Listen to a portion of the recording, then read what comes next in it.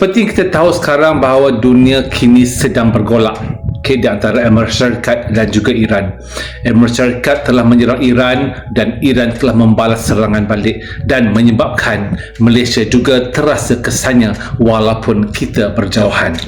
Beberapa penerbangan Malaysia Airlines terpaksa berpatah balik kerana ruang udara di Asia Barat ditutup dan dihadkan. Jadi apabila laluan itu tidak selamat, penerbangan terpaksa mengalihkan laluan atau membatalkan penerbangan.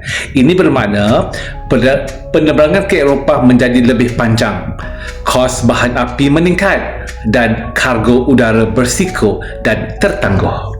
Malaysia, kita semua tahu bahawa kita ni adalah negara perdagangan. Ekspor bernilai tinggi seperti barangan elektronik dihantar melalui udara. Import penting juga menggunakan laluan yang sama, iaitu laluan udara. Jadi apabila penghantaran lambat, maka kos pun meningkat. Apabila kos meningkat, harga barang pun mula naik.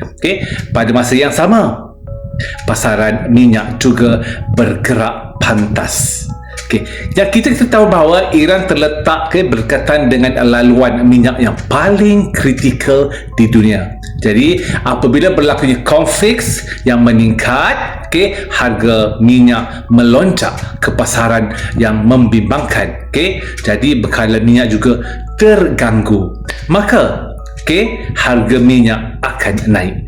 Kos logistik akan meningkat.